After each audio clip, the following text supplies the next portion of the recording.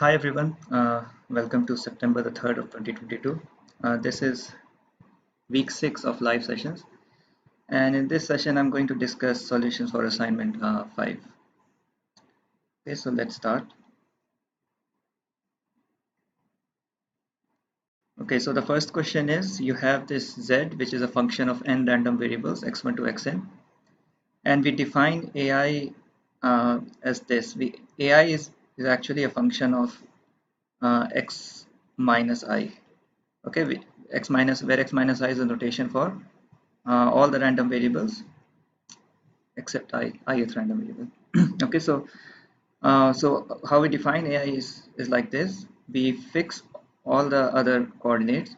Just look at the ith coordinate, okay, and take infimum with respect to the ith coordinate.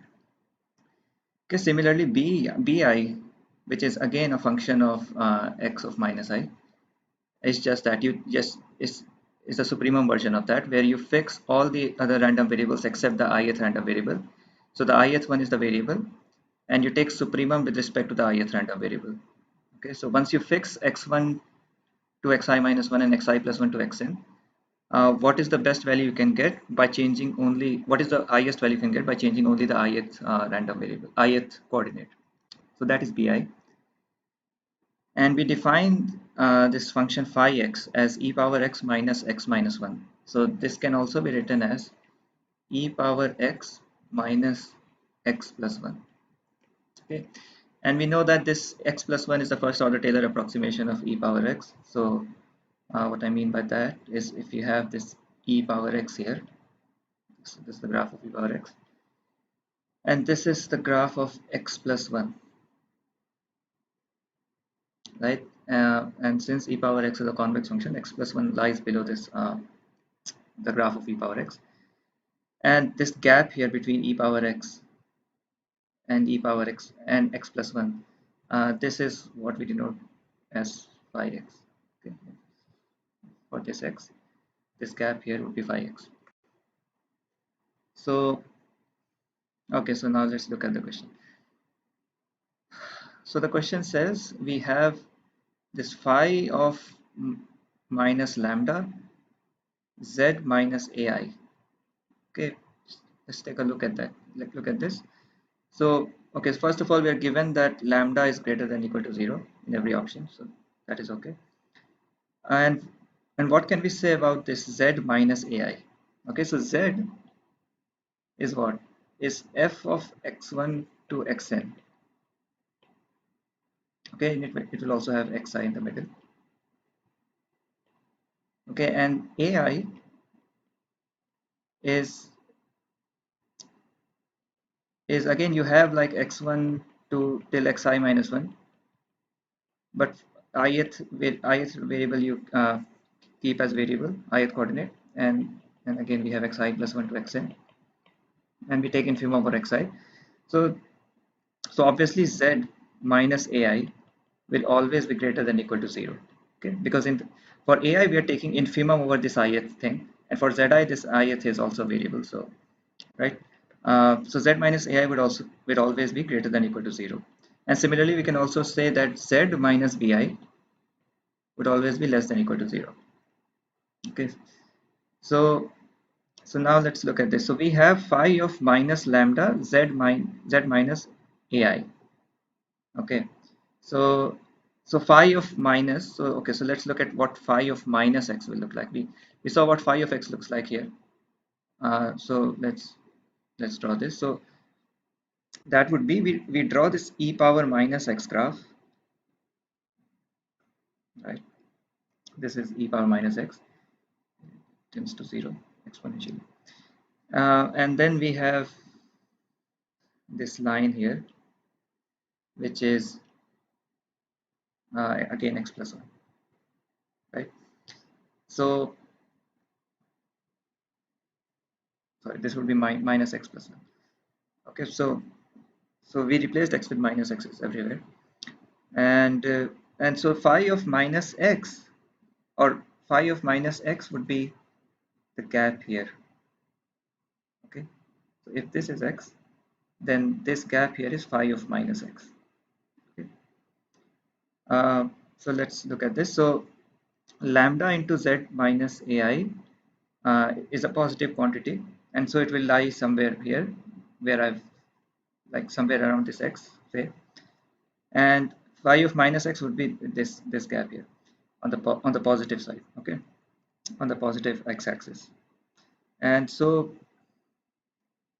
okay, so this was done in class, done in I think the first lecture of week 5, where we had that e power minus x minus x plus 1, which is the gap between these two, is less than equal to x square by 2 for all x greater than equal to 0. Okay, so on this, on the right hand side, on the positive x-axis side, we have that this gap at any given x is always less than equal to x square by 2. Okay, and this cannot be set on the left hand side. So if you see on the left hand side, the gap here would increase exponentially because this graph will increase exponentially, whereas this the first order Taylor approximation will only increase linearly. Okay, so this thing would not be true if there is no bound on the left hand side, right? So this can be as large as like some exponentially large. But on the right hand side, since this is exponentially decreasing, we have this for all x, no matter how big x is, we are always bounded by x squared by 2. Okay, so from this we can say that a is correct. Okay, so x squared by 2 would be lambda square z minus a square by 2, ai square by 2, which is what is on the right hand side. Uh, okay, let's look at b. So we know that this thing is always less than equal to 0, z minus bi. Okay, because bi is the supremum and z is where that ith variable is not fixed. So okay, so this quantity would be, so now on the left hand side you cannot say whether you have this quadratic approximation or not, this quadratic bound or not, right? Because on the left hand side we already discussed that this gap can be exponentially large. So b may not be correct. Okay, uh, let's look at c. So c is, we can write it as minus lambda ai minus z. Okay, and we know that ai minus z is again less than 0 because z minus ai is greater than 0. So again this thing minus lambda ai minus z, uh, phi of that would correspond to the thing on the left hand side. Left hand side again, where the gap can be exponentially large and this quadratic approximation may not apply. So c is again not correct. And d is, we have lambda z minus bi. So z, we can write it as minus lambda bi minus z. Okay, and bi minus z is positive, lambda is positive. So again we are on the right hand side of this graph here. So again this quadratic approximation will apply and d is also correct. Okay, so this is basically if you have like an exponentially decaying or an exponential function, and you look at the right hand side and the left hand side of the linear approximation. On one side you can approximate it with you can approximate the gap with upper bound the gap with the quadratic thing, and on the other side the gap can be exponentially large if you don't have any bound. Okay, so this is what this question is trying to do, and this quadratic approximation thing was used to derive McDiarmid's using modified log sub F this week's lecture. Okay, so second question, let x be a positive random variable, which of the following are true? So x is a positive random variable, and this is so that log x is defined, well defined. So which of the following are true? So okay, so how does log look like? Let's look at the graph of log function. Log x looks like this. So log x is a what is it? It's a concave function. Okay, this is log x, which also means that minus log x is a convex function. Okay, so for convex function we know that, okay, so if f is convex, then by Jensen's inequality we already know that f of expectation of x is always less than equal to expected value of f of x. Okay, and so therefore for log which is concave, we'll have this inequality the other way around. So log of expectation of x would be greater than equal to expected value of log of x. Okay, so which is option B. So option A is incorrect. Option A would be correct if log were a convex function, but log is a concave function. Uh, okay, so this is okay, and now we have these weird inequalities for option C and D. And the way to look at these is okay. So we already saw that for a convex function, right? For a convex function, okay, you know what convex function looks like. So uh, this quantity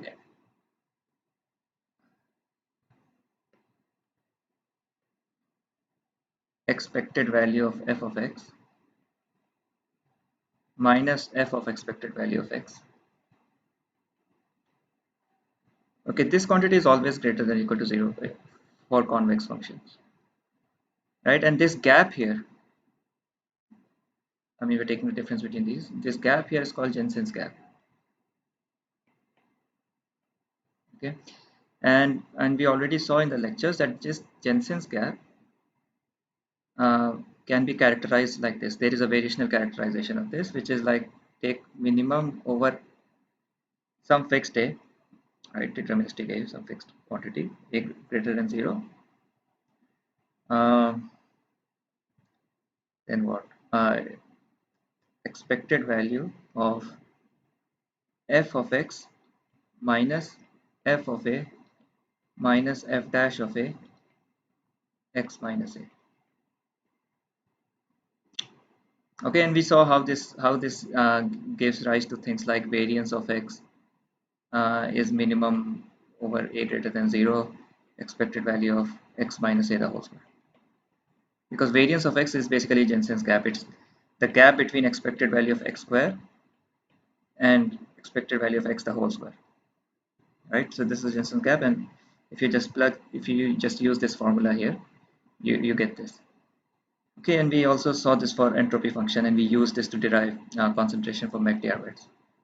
When we apply this to x log x, fx equal to x log, which is a convex function.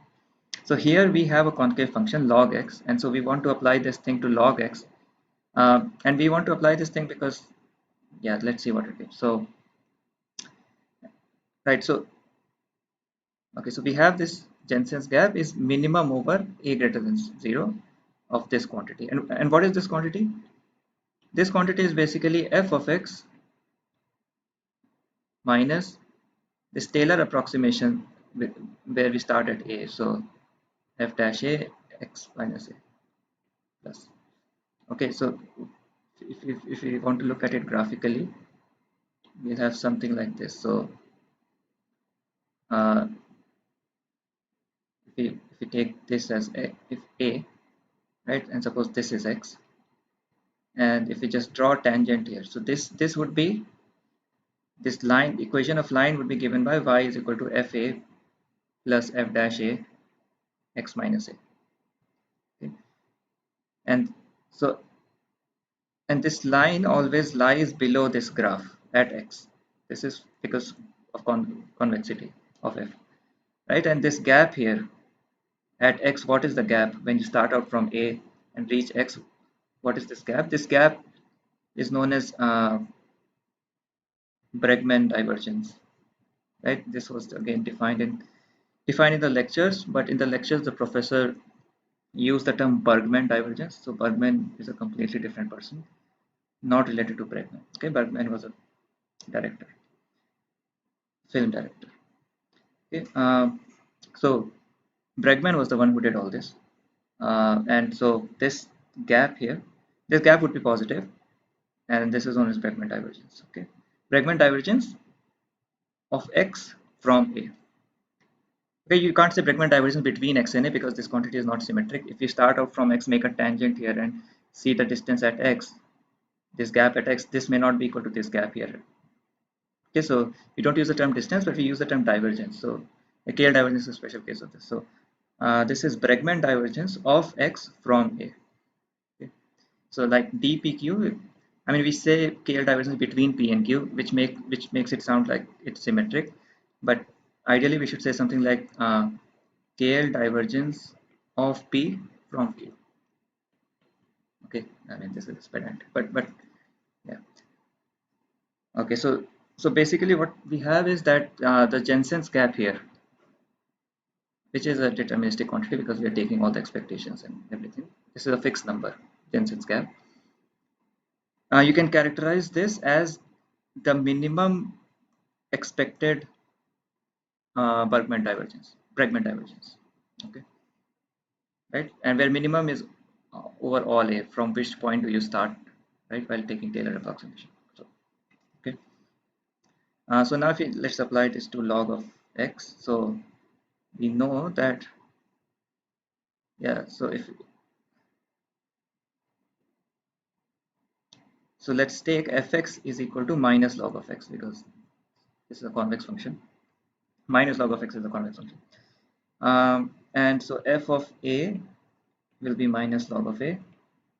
F dash of a x minus a would be, what would be f dash of a? It would be minus 1 by a and then into x plus. So okay, so which means that expected value of log of x minus log of expected value of x uh, is equal to minimum a greater than 0.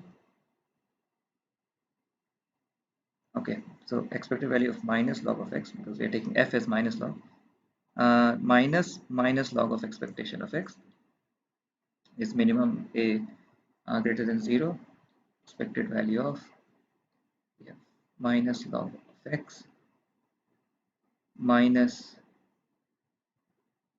plus log of a, right, and then we'll have plus 1 by x minus a.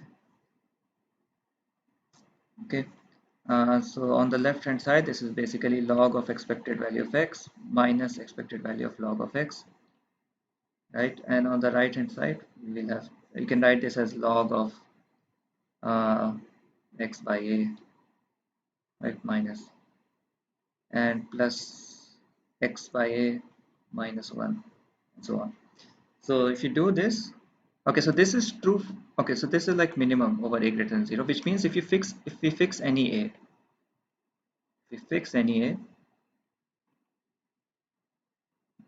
right, we will have that this left hand side is less than equal to uh, RHS for a fixed day, or any fixed day, right? Because how is left hand side defined? It's defined minimum over all a. So minimum is like always less than equal to any fixed value, right? So if you fix any a, right, and so this, if you see, this would give you that log of expected value of x minus expected value of log x is less than equal to, for a equals 1 by 2. Okay, we will get will be log 2x, right, plus 2x minus 1. Okay, okay, it will be minus log 2x, minus here. So right, an expected value, right, and so this gives you that, if you, so even if you, so this is less than equal to this minus 1, so even if you drop minus 1, this would be again log 2x minus 2x plus expected value, right? You can drop minus 1 plus. Um, so this would give D as a correct answer. C is not correct. C, the inequality is in the other direction. Okay, so just to recap, this Jensen's gap tells you, okay, that there is a gap, right? Jensen's inequality tells you that this is greater than or equal to 0. But if you want to bound it by how much is it greater than 0, like it is less than or equal to something. So for that, you can use this variational formula if you want to upper bound the gap. We know that a gap is greater than 0, but if you want to, so 0 is a lower bound on the gap, and if you want an upper bound, then you can take any fix any a, and that will give you an upper bound on Jensen's.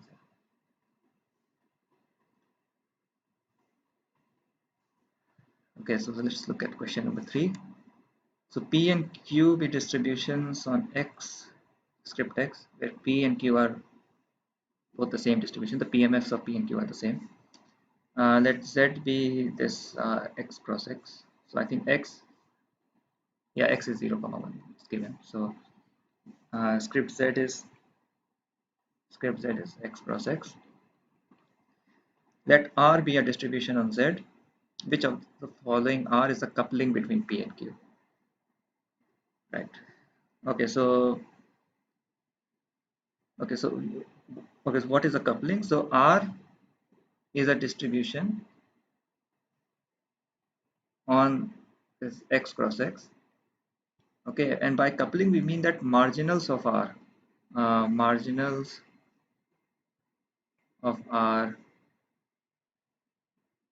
should be P and Q respectively. Right, so marginals of R, so okay, so let's write R as Rxy, right? So where y is also takes values on script x and x also takes values on script x, and marginal of R with respect to x should be P, and marginal of R with respect to y should be Q. So this is like with respect to x, this is with respect to y. Okay, and then R is called a coupling between P and Q. So we just have to compute marginals in all these four options. We just have to compute marginals. So let's just take like 0, 1, and 0, 1. Right, so what is the probability of 0, 0? It's like 0. So let's look at option A. 0.25 minus delta. 0, 1 is 0.25. Again 0.25, and then 1, 1 is 0.25 minus delta. Okay, this probability is 0, 0. This probability of 0, 1. This is 1, 0, and this is 1, 1. Okay, so that's what I've written here in form of a matrix or table. Okay, and now if we want to compute marginals, we can look at this side, right? So this would be 0.5. Okay, so I think there's a typo here because this should be 0.25 plus delta. I mean, one of them should be plus delta because R is a distribution, so it should sum to 1. Here it's not summing to 1. All these four numbers should sum to 1. So it should be plus delta, I think. So this would be 0.5 minus delta, and similarly, if you sum here, it would be 0.5 plus delta. Similarly, you have 0.5 minus delta and 0.5 plus delta. Okay. So assuming that there is a typo here, this should be a plus, then A would be a correct option. So just mark a dotted tick on A. Okay, so because A is so R is a valid coupling because the marginals are the same as P and Q. Okay, so if you do the same thing for B, you'll get that B is also coupling, right? C is again a coupling. Either you can just sum it like this. Okay, you can either you can write it like 0.5 minus delta square, 0.25 minus delta square, 0.25 minus delta square, 0.5 plus delta the whole square. Okay, so again you can sum along these directions, see what the answer is, sum along these directions, see what the answer is, and or you can just write this 0.25 minus delta square is 0.5 plus delta or 0.5 minus delta into 0.5 plus delta, and this has 0.5 plus delta and 0.5 minus delta. So this is basically, suppose x and y were distributed as P and Q, and what would be the and suppose x and y were independent, so what would be the joint distribution, right? So this is given by this table here.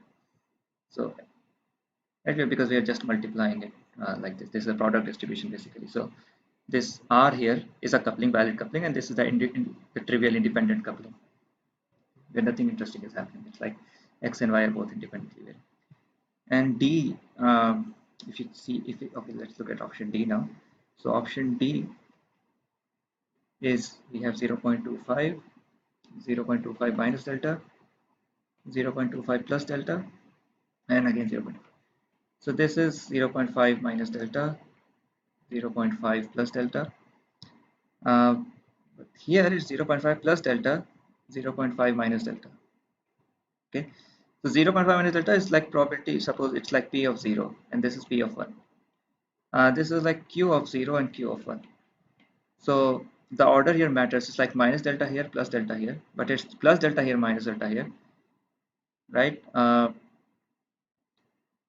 Right. So this is not correct. So So R is not a valid coupling.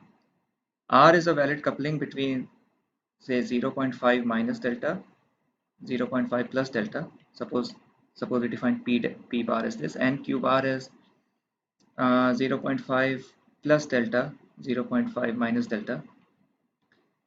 In that case, R would be a valid coupling between P bar and Q bar. But since we know that P and Q are both um, first minus and then plus, and so R is not a correct. It's not a coupling at all of P and Q.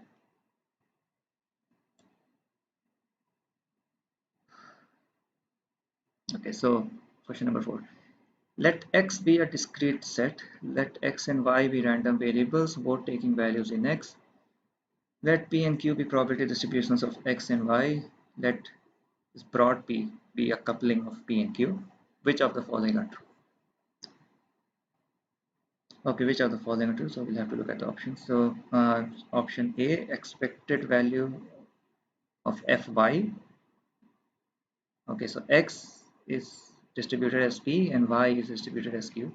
Okay, so Fy minus the expected value with respect to Q of Fy minus P, F with respect to P. Okay, so this is okay. So A is obviously correct. This is just the formula for expectation, right? This would be expectation of F with respect to Q, and this would be expectation of F with respect to P. So A is correct.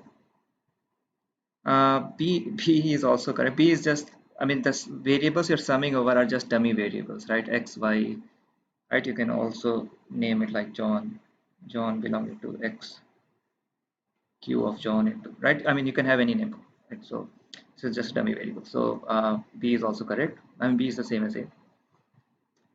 C. Uh, yeah, C is that, okay, so P is a coupling between P and Q. Okay, this broad P is a coupling between P and Q. So if you just X, Y, you're summing over both X and Y, P of X, Y, Fy minus Fx.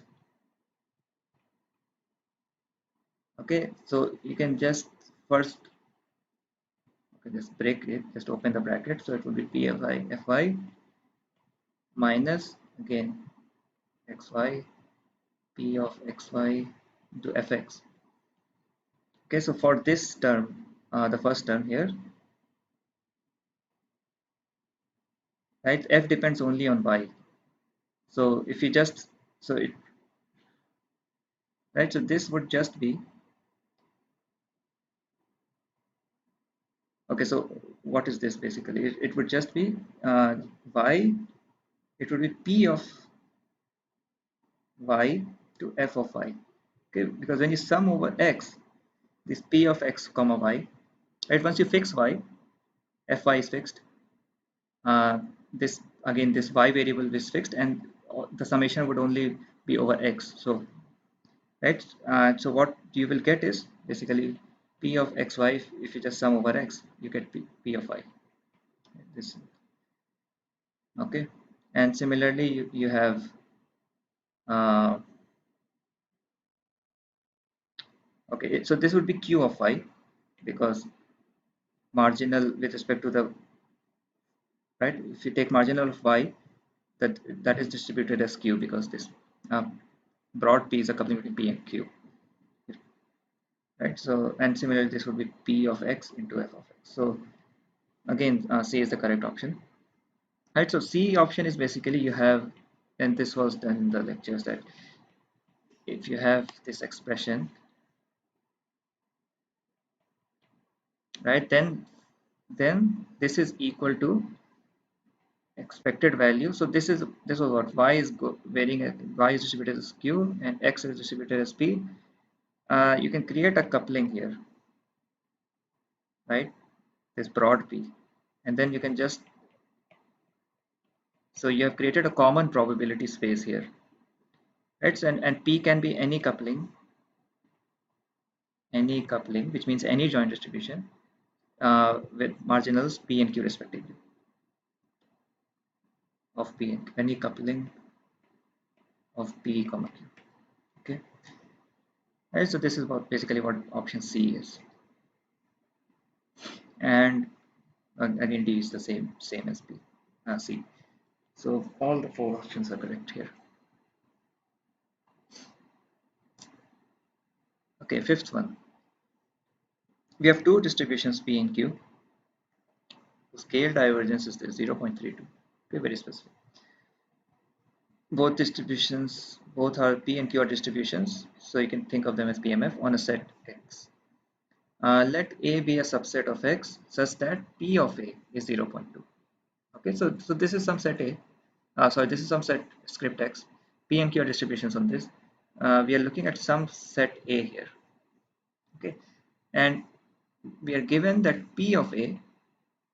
So P assigns 0.2 mass to this set, and the question is which of the following are true, and all the options are QA. So we want to argue about what will Q assign to this thing A. Okay, so there is no coupling, nothing here. It's just like P and Q are two different distributions on this set X, and there is a subset A. We know that P of A assigns 0.2. What can we say about Q of A? We are given that dP and PQ is equal to 0.32. Okay, so we know that P and Q are somewhat close, right? It's 0.32. It's somewhat close. So can we say that QA would be close to PA because these distributions are, I mean, this distance between P and Q is 0.32. So that's what we want to argue. Okay. Okay, so the most natural distance here, when we consider this difference between probability of events, so here A is an event, is the total variation distance, right? We know that total variation distance between P and Q is P of A minus Q of A, and what is when is this difference maximum, for which event is this difference maximum? So we take sup over all A. Okay, P of A minus Q of A. What this means again is that if the total variation distance between P and Q, okay, what this means is that for any fixed set A, P of A minus Q of A is less than equal to total variation distance. Okay, so the and we also have this Q of A minus P of A is less. Okay, so basically we can just take mod here. So the difference between the probabilities cannot be more than total variation distance because total variation itself is defined as the maximum difference that can be.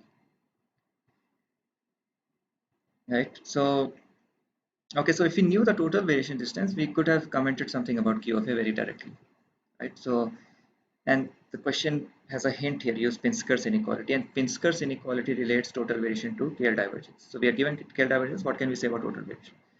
So Pinsker's inequality is this, we have D, total variation distance between P and Q is less than equal to square root of half KL divergence between P and Q. So if you know KL divergence between P and Q, you can bound the total variation distance between them. Okay, so let's use that.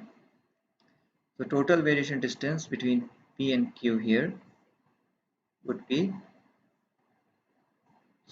1 by 2 into 0.32. Okay, and now we know the reason for 0.32 because this would be 0.16, which has a perfect square. I mean 0.16 is a perfect square in the sense have 0.4 as the square root. Okay, so total variation distance is less than or equal to 0.24. So if PA is 0.2, right? So P, so this is 0, this is 0.2, this is 1. So P and QA will always lie between 0 and 1. PA is given as 0.2. So total variation distance is less than or equal to 0.4, which means that Q of A will always lie between 0.2 plus 0.4 and 0.2 minus 0.4. 0.2 minus 0.4 is less than 0, so yeah, doesn't matter. So we have this. So Q of A will lie between 0 and 0.6. This is for sure. Okay, if P of A is 0.2, then Q of A will lie between 0 and 0.6 because the total variation distance is less than 0.4. Okay, so option A, which of these is true? Option A, Q of A is less than or equal to 0.4. Okay, so we can only say that Q of A is less than or equal to 0.6. We're not sure about 0.4, so again we can come up with examples too where this is not true. So A is not always correct. Okay, I mean you may have situations where Q of A is less than or equal to 0.4, but yeah, not always. B is Q of A is less than or equal to 0.6, and this is always correct because DPQ is 0.3 true, and so total variation is less than 0.4, and so difference between P and QN, right, cannot be more than 0. C, Q of A is greater than or equal to 0.6, so this is not correct, right? It's less than or equal to 0.6. And D is Q of A is not equal to 0. Okay, so why? Okay, how do we decide this? So this total variation thing doesn't give us anything, right? For total variation, it says that you can be between 0 and 0.6, including both of them. So it could be the case that P of A is 0.2 and Q of A is 0. Okay, but why is Q of A not 0? And this is because DPQ is finite, right? So how do we define DPQ? Right, DPQ involves, like, if you look in terms of PMF, it's like it involves this ratio log of px by qx, right? And take px and then sum over x and things like that, right? So if p of x is 0.2 and q of x is 0, right, then you see this ratio will become infinite, right? So this whole sum will become infinite, right? So then dpq would be infinity, right? So the denominator, it cannot be the case that numerator is greater than 0 strictly and denominator is equal to 0.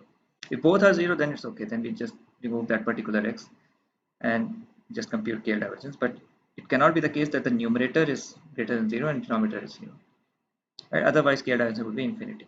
So D is also correct. Q of A is not 0, right? So you see how we used information about both. I mean, from the KL divergence, we could say that Q of A not equal to 0, and then from the scale divergence we could infer something about the total variation distance through Pinsker inequality, and then claim something about Q of A, right, based on what P of A is.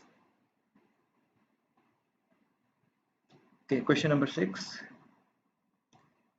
x1 comma x2. Okay, so we have a distribution P. P is a product distribution. Okay, which means x1 and x2 are independent when they have distribution P. Y1 and y2 have distribution Q with marginal distributions qy1 and qy2. We have px1, px2 here. X1, x2 takes values in x1 cross x2, y1, y2 takes values in y1 cross y2. These are all countable discrete sets. Okay, so in all these questions we have countable discrete sets so that you can write summations and things like that. You don't have to worry about integrals, but even if they're not countable discrete sets and you have continuous densities, everything will go through. I mean, you can just use PDF instead of PNFs, okay, and use integral instead of summations. Okay, so let Px1 y1 be a coupling between Px1 and Qy1. Okay, so this is like broad Px1 y1 is a coupling between Px1 and Qy1. For every fixed y1, let this broad Py1 be a coupling between Px2 and Qy2 given y1. Okay, and let broad T be the distribution on this entire fixed set defined as this. Okay, so these kind of distributions we saw in the last lecture of week 5, where we derived McDermott's using transportation methods, right? So we had this coupling thing. Yeah, we had to show transportation inequality there. So, and this was the kind of coupling we came up with in the proof. So this question is just to like hammer that thing. So we have Tx1 y1. Okay, so what do we mean when we say T is a coupling between? Okay, T is this. So Tx1 y1, y1 y2 is this. Okay, which of the following are true? Right. Okay, so let's look at this. So let's make sure we are comfortable with what Py1 is. So what is Py1? It is a coupling. Okay. So right, so py1 is a distribution, right? And we can just say joint distribution because it's a coupling. The joint distribution, basically it's a distribution on this set, x2 cross script y2. Okay. Right, so this x2 is a set, y2 is a set, right? And x2 cross y2 would be a Cartesian product, and py1 is a joint distribution on that, okay, such that the marginals of py1 are px2. Okay, so px2 is a fixed distribution on this x2, and so marginals are this, and p q y2 given y1 for that fixed y1. Okay, so once you have fixed a given y1, so don't worry about this y1. Okay, this you have fixed this y1, and then you're taking this conditional distribution y2 given y1. Conditional distribution on what you have, because you had this y1 comma y2, they had distribution q, right? So y2, so this distribution q y2 given y1 is a distribution on this y2. Okay, so this is this distribution on x2, this is a distribution on y2, and this p y1 is a coupling between this. It's a joint distribution on x2 cross y2. Okay. So these look very complicated, but once you just see what is a distribution on what, things become simple or manageable. Okay, so now we have this. And okay, so let's look at option A. So option A is you have x2 y2 here, and you're summing over x2's here. Okay, so this will just give you the marginal over the y2 part, and we just saw that for p y1 the marginal over y2 is just q y2 given y1, right? And so A is a correct one. This is by definition because p y1 is a coupling, and so the marginal should match the things which it is coupling. So p y1 is coupling basically px2 and q y2 given y1, right? And we are summing over x2, so the marginal that we will get is the y2 marginal, so q y2 given y2. But B is not correct. So because this P y1 is a coupling between Px2 and Q y2 given y1, not just y2. So okay. C. Okay, so T is a coupling, again we know that, and we are summing over x1 and x2. Okay, so the answer which you would get would be a distribution or marginal distribution on y1 cross y2, right? And if you just, so, and okay, so and now how is this defined? So it's given here, right? So you will have, so px1 y1 just a coupling between px1 and q of y1. So once you sum out x1 and x2, what you will have is like q of y1. So okay, let's write this down. So this would be summation over x1 comma x2. We have right, so we have p x1 y1 x1 comma y1, and then p conditional y1 x2 comma y2, right? This would be expression here, and if you just sum out x1 and y1, what you will be left with, it would be q of y1 times q of y2 given y1. Okay, you can just check this. If you just sum over x1 and x2, what you have is just things over y1 and y2, and this is just q of y1 comma y2. Okay, where q is this thing. So C would be a correct thing, and D is wrong because, yeah. see if yeah, if you just write it down, it would be like you have qy1 and qy2 given y1, and that would give you the joint distribution qy1. Okay, right. So we have A and C as the correct answers. Question number 7.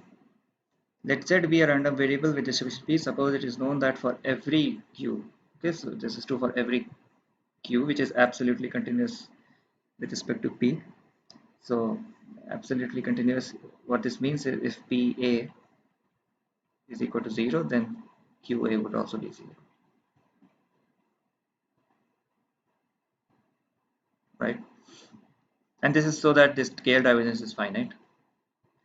Uh, so for every Q absolutely continuous with respect to P, we have this scale divergence is greater than or equal to this expected value of Z with respect to Q minus expected value of Z with respect to P, the whole square. And then which of the following are true? Okay, so this is that transportation lemma which we saw in the lecture. Transportation. Okay, transportation lemma. And what that transportation lemma said was that if if you have this, that you have this expected value with respect to Q minus expected value with respect to P, right? If this is less than equal to uh, square root 2v dqp, right? Then we had that this log moment generating function,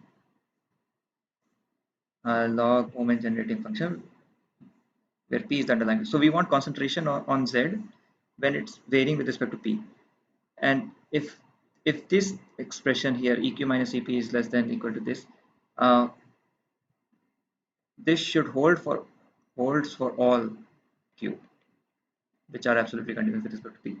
So if this holds for all q, then we can say that, then we can claim something about p, okay, expectation with respect to p, or concentration with respect to p. So then we have that e power lambda z, which is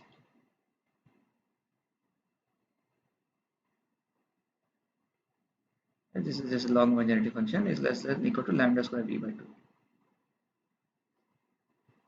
Okay, and we know, or we already know this, that once we have this, this is a this gives a sub-Gaussian tail. So right, so the tail would be that probability x or z minus position z greater than equal to t is less than equal to e power minus t square by 2v, right? Okay, so in this case we are directly given this thing that, okay, this dqp, um, so here this condition holds with v is equal to half, right? And so right, so okay, so this should give that, so then lambda square v by 2 becomes lambda square by 4, and this becomes e power minus t square, right? And so option A is correct. uh, right, and now you might think that e power minus t square is a stronger bound, so B should also be correct because this is a weaker bound, but this is, we are saying for every t greater than 0, so e power minus t square is a stronger bound only for t greater than 1, right? So for t less than 1, B is a stronger bound, so B is not correct. C, okay, so C we already saw this lambda square by 4, right? We had log here, so lambda square by 4, no log, so e power lambda square by 4, okay? So C is correct, and D is again wrong, okay? This is lambda by 4. So this just says that if you, okay, so this is not in general a very easy condition to verify, because you want to prove that the scale divergence is greater than or equal to this, and this is should be true for all q, right? So, and to, so this is not easy to, this condition is not in general easy to verify, but in the lectures we saw how we could prove this condition for this boundary difference property thing, right? And we use this Morton's coupling and things like that. Okay, so that was all to prove this, and that gave a concentration. So question number 8 to 10, we shall derive a variational formula for the entropy of a random variable different from the one derived in class. Okay, I think this is just an exercise to, yeah, to see what kind of arguments we had in lecture 1 of this week, of week 5. So let's see. So we have considered probability measure p and a random variable x such that with respect to p, the expectation of e power x is 1, and define another probability measure q such that dq by dpx is e power x. Okay, so we have a distribution p and we define q. We have a distribution p and we define q using this Radon-Nikodym derivative. Okay, let z be the random variable whose entropy we want to characterize. Okay, so we want to, so we in the first line we said we shall derive a variational formula for the entropy of a random variable. So that random variable of interest is z. Which of the following is true about the quantity? Okay, so for some reason we are going to look at this quantity. Okay, because the question asks us to do this. Okay, so let's just write what this is. So it's like entropy of z minus expected value of xz. Okay, and everything with respect to p here. So okay, what is entropy? Entropy is expected. Okay, so I'm ignoring p for now because everything is with respect to p. So it's like we have x, we have z log z minus expected value of z log expected value of z. Okay, and then we have this minus xz. Okay. Okay, so let's take this thing inside the bracket. Let's combine these expectations. I mean, these are both expectations with respect to p, and the expectation is linear. So, right. So we can take z common, and then we have log z plus x, right? And but we can write x as log of e power x, and so overall this becomes log of z by e power x. Then we have this minus here, so uh, minus expected value of z log expected value of z. Okay, so now again you can, so this is with respect to p, and we have hint here that write expectation in terms of probability measure q. So okay, so we know that dq by dp, right, if this is e power x, dp by dp x is e power x, and so if we have an expectation with respect to q, or with respect to, yeah, if you, okay, if you want to compute some expectation with respect to q, say this expectation of this dot, then this is same as computing expectation of this dot, but then multiplying everything by e power x. Okay. This is basically the definition of Radon-Nikodym derivative, that if Radon-Nikodym derivative is this, then this holds. Okay, this is the definition. So basically this expectation, this here, we can just write it in terms of q. So okay, so just let's not directly do this. Let's again let's continue writing it in terms of p. So we have e power x z by e power x, right, multiplying and dividing by e power x, log z by e power x. Okay, and again now this we can write it as, if you just compare to this thing, now we'll just write it in terms of q. So in terms of q, it's just z by e power x log z by e power x. Okay. Similarly, these two here, right? So this term would be expected value of q z by e power x, and again, right, again same, expected value of z with respect to p is expected value of z by e power x with respect to p. Okay, from this Radon-Nikodym definition. So overall, this just becomes entropy with respect to q of this random variable z e power x, right? Because we have expected value of, so consider this as one random variable z by power x. So we have z power x log z by power x times uh, expected into log of expected z by power x, right? So this just becomes entropy of z by power x with respect to, and this we know is greater than or equal to 0. Okay, so what we have is that this quantity is greater than or equal to 0, right? So which is option B. Option A is maybe either positive, negative, wrong, less than or equal to 0, wrong, equal to 0, wrong. So now using result from question 8, which of the following are true? Okay, so what did we prove in question 8? Question 8, we proved that entropy with of z with respect to t is greater than or equal to expected value of xz with respect to p. Okay, so this is the kind of thing we are doing, and this holds for all x. Okay, this is the important part. This holds for all x, not all x, for all x such that e power x is equal to 1. I mean expected value with respect to p. Okay, so x was, so we want to argue about z, but we introduced some random variable x, and the only property we used of this random variable x was that uh, e power x, expected value of e power x is 1.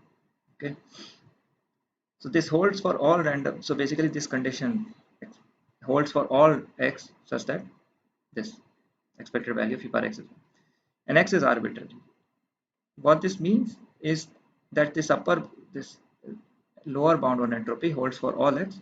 So we want the best lower bound. What would be the best lower bound? You take supremum over all x, right? Right. So if we have, like, we know a quantity y, suppose we know that y is greater than 2, y is greater than or equal to 3, y is greater than or equal to 1, y is greater than or equal to 4. Suppose we know these four things. Okay, what is the best inequality we can get from these four pieces of information? Y is greater than or equal to 4, right? I mean, this is the tightest thing. I mean, this is the tightest lower bound from among these four. That y is greater than or equal to 4. I mean, it's greater than or equal to tighten more strong in the sense that y is greater than or equal to 4. So of course it's greater than or equal to 2. Of course it's greater than or equal to 2. So it implies all the others. Okay. And we did a similar thing during this lecture as well as in the Chernoff method, where we introduced this lambda variable, where lambda is greater than or equal to 0, and we had this moment generating function, things like that. So and in the Chernoff bound, there was something that this some inequality which holds for all lambda, and so we take sup over lambda to take the best possible inequality. Okay, so this is in general true for variational methods, that you introduce like a variable. So you want to argue about something z, which is a fixed thing. Okay, this is a random, and then you introduce something x here, or lambda in Chernoff method, and you say that okay, this inequality or something, it holds for all x, and so you, all parameters lambda, and so you, and then you take the best possible thing. Okay, so for the lower bound you take sup, for the best upper bound you take min. Okay, so upper bound would be like if y is less than equal to 2, y is less than equal to 0, y is less than equal to 4. Okay, which of the bound is strongest here? It's like y less than equal to 0 is the strongest bound, right? We take in case of the blue. So here we have like entropy of z is greater than equal to this, and this holds for all x. So basically we have that, which is, so this is equivalent to saying that this is greater than equal to sup over x, such that expected value of ex is equal to 1, right? E power x. Okay, with respect to, so right, A is not correct, because right, we crucially need, we are only about to we are only allowed to take supremum where expected value of e power x is 1, right? Because that is what we proved. If expected value of x is not 1, then yeah, then we don't know what to do. So where did we use that expected value of x is 1 here? It's basically while deriving this Radon-Nikodym derivative, right? For any for a Radon-Nikodym derivative to be valid, it should be positive, and its expectation with respect to the base distribution, which is p here, should be 1. That is where we used. So A is not correct. We only proved it for a certain class of random variables. B is again not correct. C is not correct. It's like, yeah, it's the inverse of what you want, reverse of what you want. And D is the correct one. Okay. So, okay, okay, D is again, there's a typo here. It's like it should be e power x. Okay, lots of typos. So, D is correct. Okay, so bring over all x, just that. Oh, let me dot it check mark here because there's a typo here. Condition that typo here. Right? It should be e power x.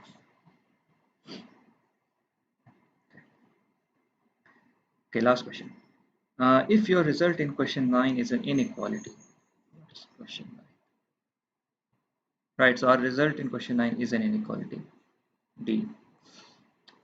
So this if condition holds, now we can proceed. Does there exist x for this for which equality is achieved? If yes, which x?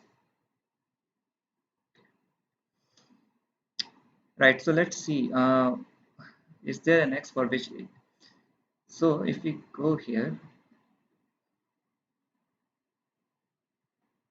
we had this inequality here that entropy of Pz is greater than equal to expected value of xz, right? When we proved this, this was basically equivalent to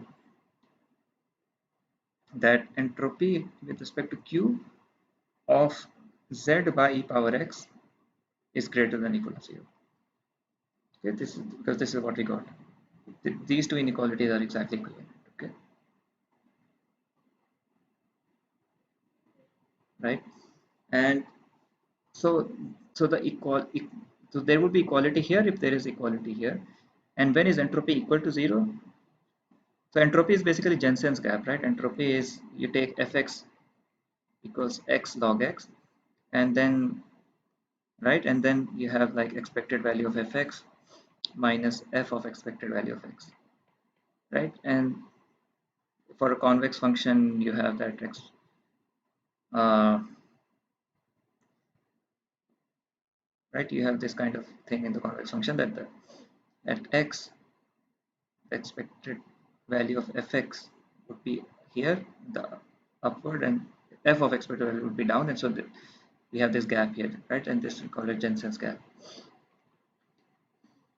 right? And when will Jensen's gap be equal to 0? When you have a constant function, right? If there is no curve in the function, or constant function, or linear, basically linear function, for linear function,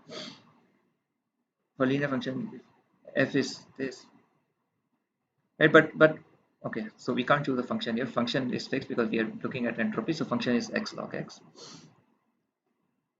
right? So which means that this random variable should be constant, that z by e power x should be some constant. Okay, in that case entropy would be 0. It's like when is variance 0? When the random variable is constant, right? So similarly the entropy here would be 0 when z by power x is constant, if and only, right? And if and only if, okay, if it's not constant, then it takes at least two values, and then you can prove the Jensen gap. It would be strictly greater than 0. Okay, so z is equal to some constant times e power x, or x is equal to, and we also know that, okay, so x is equal to log of z,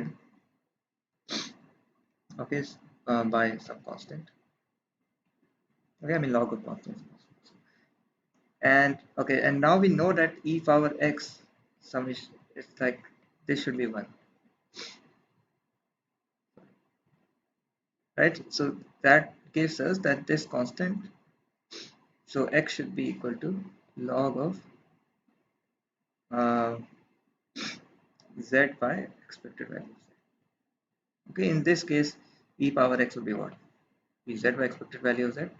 And so if you just take integral, so then on the right hand side, if you take expectation with respect to p, so denominator is a constant, numerator would be expectation of z, and that will give us 1. Okay, so if for x equal to this, this entropy is 0, which means this inequality becomes an equality.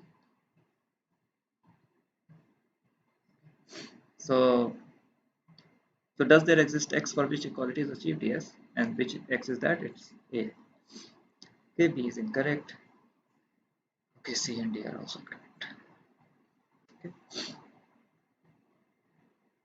Okay, so this is all we have. I think we have discussed all questions for week 5. Yeah, there's nothing else.